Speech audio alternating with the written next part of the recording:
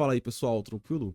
Bom, então vamos dar início aqui a mais um vídeo no Beyond Crypto. Hoje, mais uma vez, um dominguinho daqueles, né? Vamos trazer as notícias mais importantes da semana, conversar, acompanhar aí o que está acontecendo com esse mercado aí, que está fazendo grandes movimentações, né? Uma volatilidade muito grande aí nesses últimos períodos. Estamos aqui com o Marlon, mais uma vez, sempre ele, né? Para trazer as melhores informações para gente. Hoje vamos analisar, vamos falar as notícias, como eu comentei. Dá uma palavrinha aí, Marlon, por favor. Boa noite, galera. É sempre um prazer estar aqui com você, Abelha. Mais um domingo aí, onde a gente vai poder trazer bastante insight aí das notícias da semana, né, do mundo cripto. Para quem quer ficar antenado, para quem quer aprender mais como é que funciona, quer saber um pouco das notícias, vem com a gente, se inscreve aí. Não esquece de deixar o like para a gente poder estar fazendo esse conteúdo aqui semanalmente para vocês com toda essa qualidade. E vamos embora, vamos para cima, né? Vamos analisar uns gráficos aí hoje. Boa, boa. Vamos lá então, cara.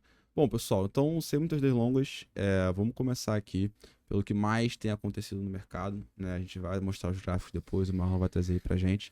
Mas o fato é de que a gente está assim numa semana muito desesperadora, né? Isso não sou eu que estou falando, como vocês podem ver aqui no post que o Beyond Crypto fez para vocês aí no dia 15 de novembro, né? Bem recente, notícia bem quentinha, é de que o indicador do Bitcoin de medo e ganância, né? O Fear and Greed Index aqui, ele bate 10, né? Ele é o indicador que está mapeando ali tanto o medo e a ganância do mercado, né? Então, quando você tem muito medo, um pouco de medo, quando você está neutro, um pouco ganancioso ou muito ganancioso, né? Trabalhando sempre com as emoções humanas. Aqui ele está batendo 10, ou seja, estamos num patamar de extremo medo. Um medo que não foi visto desde antes, por exemplo, o crash da Covid lá em 2020, né? Então a gente está assim entendendo que o mercado ele tá, apesar de patamares muito altos ali, né? A Bitcoin ainda está ali acima de 90 mil dólares, né? Pelo menos até então. Ethereum ali a 3 mil dólares, enfim.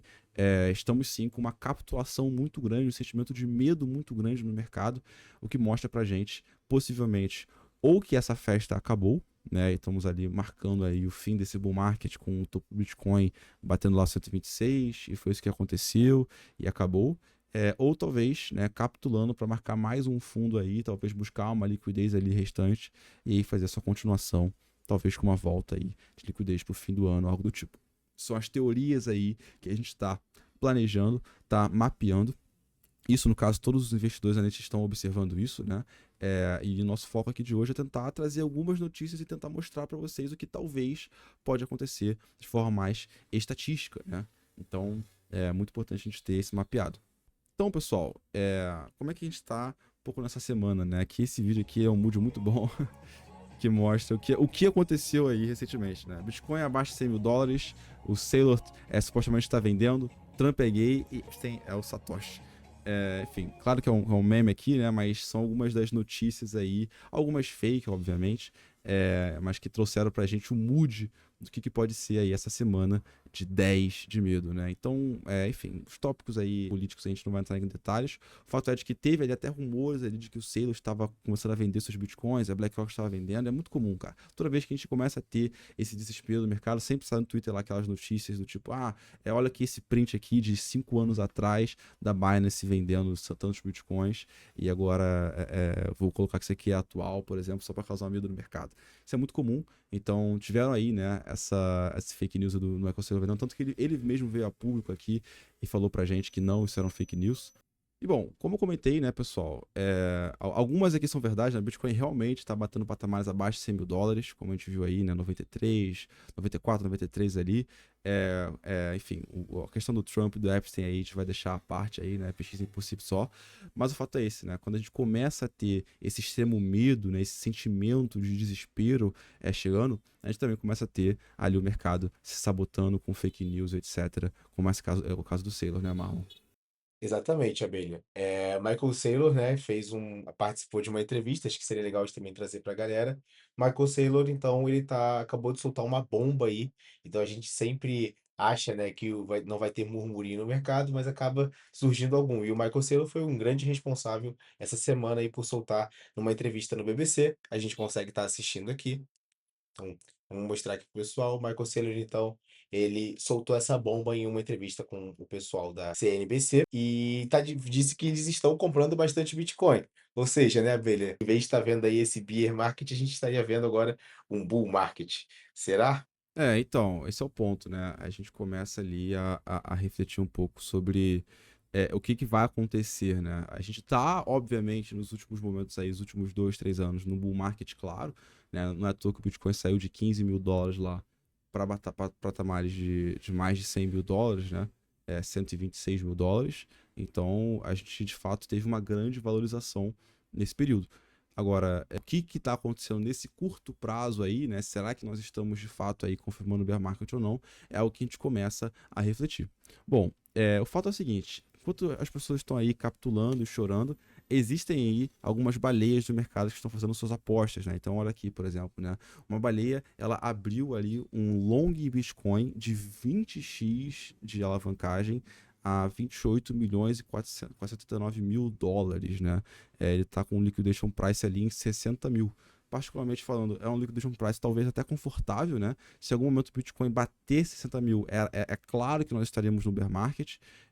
Então o pessoal discute aí talvez uma resistência que foi batida no 126. Ela traga a gente aí para um pullback até os 92. Tem pessoal que comenta dos 88, 85, enfim. A parte da análise gráfica vai ficar mais para frente. Mas talvez um rompimento aí desse suporte mais de curto prazo. E talvez a gente de fato confirma um possível bear market, né? É um ponto questionável, é um ponto possível, mas como nós comentamos no último vídeo, né, na última notícia da semana, comenta aqui novamente, né? Quando a gente pensa no mercado cripto, pessoal, tudo está baseado na liquidez mundial, né? Então, se você tem mais liquidez entrando, você vai ter o mercado ali respondendo para cima. Se você tem menos liquidez entrando, talvez mais medo, mais incertezas, né? Como nós acabamos de comentar, o governo está em shutdown já tinha mais de 40 dias, né? Alguns dados econômicos não saíram, estão para sair, foram manipulados ou não.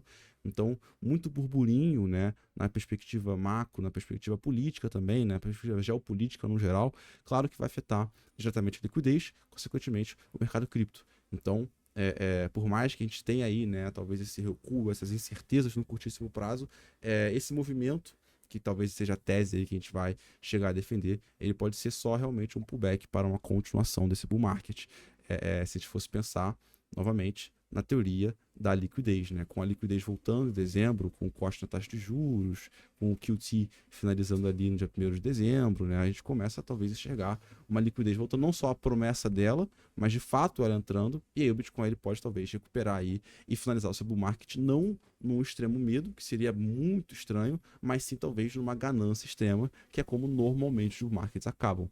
Você não acaba o bull market com todo mundo desesperado chorando, você acaba o bull market quando está todo mundo extremamente ganancioso, achando que o Bitcoin vai chegar lá a 200, 300 mil dólares, né? Que não é o momento agora, né? Então talvez estejamos sim marcando um possível fundo para uma continuação, mas como nós comentamos anteriormente, né? Estejamos preparados para ambos os cenários, né, Marlon?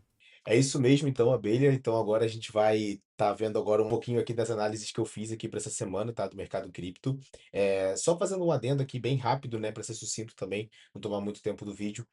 Concordo com aquele ponto de vista que você apresentou sobre o nosso fundo, né? O que o Bitcoin está formando agora um fundo. É a mesma análise que eu tinha feito também. Acho que agora a gente está num patamar de poder ficar mais de olho no mercado cripto. E por que que eu falo isso? Porque a gente já entrou num extremo, no extremo medo, né? Então o mercado está muito receoso. E isso é um período muito bom para você poder fazer novas oportunidades de mercado, né? Então, agora é o momento para você ficar analisando esse tipo de vídeo, buscando esse tipo de informação, porque a gente pode estar sim, né, fazendo um fundo no gráfico de Bitcoin, tá? Ando fazendo essa análise já tem um bom tempo. Eu concordo, vou mostrar um pouco disso para vocês. Então, a gente está entrando aqui hoje com o nosso market cap, né? Teve uma queda aí nas últimas 24 horas de 1,2%, né? A gente está agora num extremo medo. O altcoin season teve uma queda, tá, essa semana. E agora, se a gente for fazer uma análise gráfica do Bitcoin, tá? O que que eu enxergo pro Bitcoin? Então, se a gente for analisar um pouquinho mais a fundo aqui o gráfico, então a gente tem essa linha aqui de correção, tá? Do mercado, e essa linha aqui, que anteriormente no gráfico tinha sido já uma linha de resistência, hoje a gente pode estar vendo aí um novo fundo tá se formando e gerando aquele cenário 2 que o Abelha tinha trago aqui para gente, a gente consegue estar trazendo uma subida aqui, né? Ou, né, dependendo das notícias, né, do que o mercado global trouxer para a gente consegue sim estar fazendo algumas correções aqui e podendo iniciar sim um nosso novo bear market, né? Então é o que a gente não quer, tá? Existem esses dois cenários aqui, e agora o que a gente precisa fazer é realmente ficar de olho nas notícias, né? A gente tem informações aí, ficar de olho no mercado. O mercado segue apresentando bem vermelho aqui pra gente, né? Poucas moedas estão realmente performando bem no mercado, então a gente precisa ficar de olho para poder saber, né, quais são as melhores oportunidades, quais são as melhores informações para a gente poder estar sempre antenado, sempre por dentro. E aqui no Bion Cripto é o melhor canal para você poder receber esse tipo de notícia. Além dos nossos informativos semanais, dos posts que a gente faz por semana, nossa comunidade agora também está desenvolvendo automações. Você coloca o seu e-mail e recebe no seu e-mail análises gráficas, notícias sobre cripto, automação sobre os nossos posts, fica por dentro das nossas newsletters. É uma ótima forma hoje de você se manter antenado no mercado cripto e poder ficar de olho nas oportunidades que ele gera nesses momentos de queda. Bom, então é isso, né? Nós comentamos, né? Esses dois cenários aí possíveis, eles estão ainda em discussão. Ninguém sabe o que vai acontecer. Quem diz que sabe o que vai acontecer está mentindo. Existe sim a maior probabilidade, talvez mais estatisticamente uma coisa ou outra, mas aqui tá uma análise, aqui uma predição do Ted, né? Ted Phillips, um cara bem interessante, um cara bem old school aí do mercado, que ele traz a projeção dele, né? Que ele trouxe lá em 15 de setembro, né? De que ele previu talvez um recuo aí após o corte da taxa de juros que ocorreu lá em outubro. E aí ele esperava assim que o mercado tivesse essa queda ali, ou aqui no na faixa de 102, ou até um pouco mais baixa ali nos 93, 92 mil dólares, para que ele volte a se recuperar com a liquidez voltando em dezembro. Então essa é a teoria que ele projetou, que ele fala, né? Então eu projetei o movimento do Bitcoin até os 92 mil dólares, enquanto todo mundo esperava que os 100 mil iriam rodar. Execução perfeita, que ele dá uma flexibilizada ali, dá uma flex, né? Nunca sai das minhas análises, mas o ponto é esse, né? De fato, né? Então, esse movimento que ele traz aqui pra gente é um movimento muito possível que muitos analistas estão ali cogitando, né? Claro que ele não é o único aí que tá realizando esse olhar, né? Mas o ponto é, será que nós de fato estamos encontrando esse bottom aqui, né? Esse fundo aqui nos 92, 93 mil dólares, que seria concatenado ali com o fechamento do CME lá anteriormente, antes de junho, na faixa de maio, no início desse ano, né?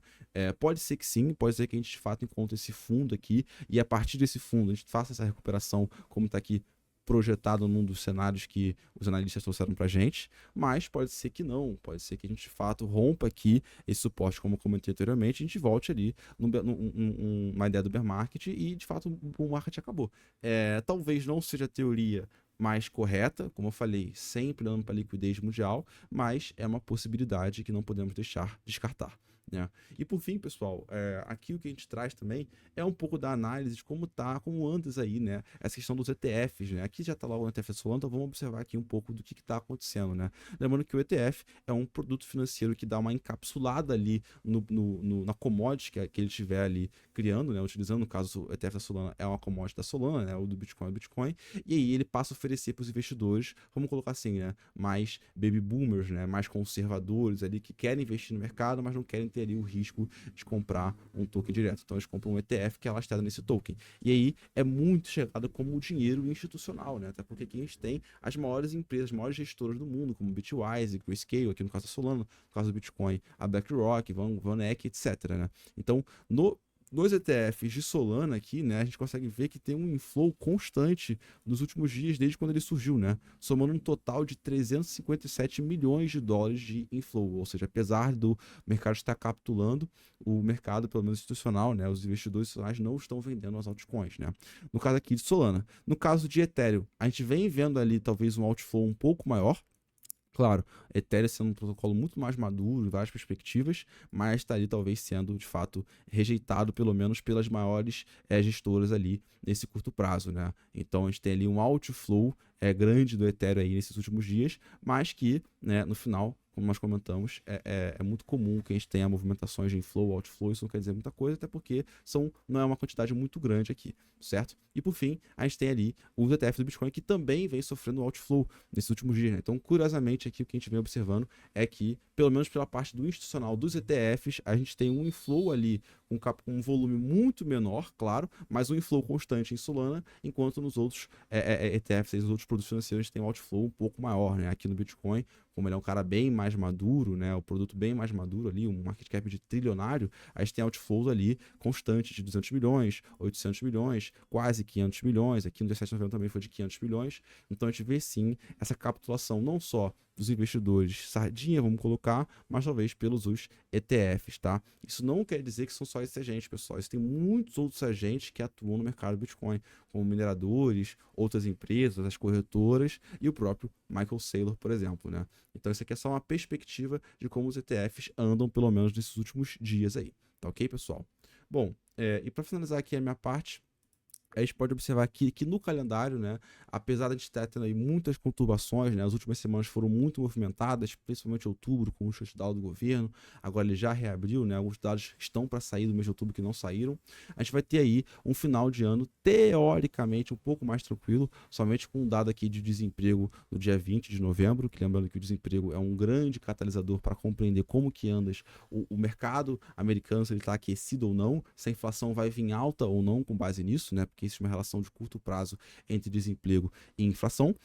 Mas ao final de novembro, como um todo, a gente não vai ter muitas notícias, como vocês podem ver ali, só ali um PCE, que de novo vai medir a inflação também, mas o fato é de que talvez no momento atual a gente não tenha um perigo de inflação e sim um perigo da falta da liquidez no mercado. Então talvez a inflação ela pode talvez nunca mais recuar aqueles famosos 2%, a gente conseguiu recuar ali até uns 2,5, 2,4 ali, bateu talvez 2,3, mas nunca chegou aos 2%, e agora a gente volta a ter um momento inflacionário com a volta da liquidez mais uma vez. E só lá em dezembro, então daqui a muito tempo, né, quase um mês para frente, a gente vai ter ali, no dia 10 de dezembro, a decisão mais importante do ano, que no caso é o FOMC, né, a taxa de juros americana sendo decidida pelo Banco Central. Bom, então é isso, pessoal. Espero que vocês tenham gostado, espero que vocês tenham entendido. Como nós comentamos ao decorrer do vídeo inteiro, né? Ambos os cenários são possíveis, né? Ninguém sabe o que de fato vai acontecer. É por isso que é importante estar mapeando ali cada vela ali no gráfico de 1 hora, dos 3 minutos ali. Claro que com um pouco na precisão da consciência, entender que existe muito ruído nesse período aí, né? Mas de fato a resposta está no olhar macro da parada, né? Então vamos aguardar aí essas decisões macro para que a gente possa entender qual é o próximo grande movimento do mercado como um todo. Show? Espero que vocês tenham gostado, pessoal. Deixa o like aí, compartilha com a galera. Conhecimento muito importante. É isso. Quer falar alguma coisa, Marlon? É isso. Espero que vocês tenham gostado do vídeo. Próximo domingo estaremos aqui gravando para vocês, para poder soltar mais uma Crypto News para semana. E vamos embora, vamos para cima, né? É isso, pessoal. Tamo junto. Valeu.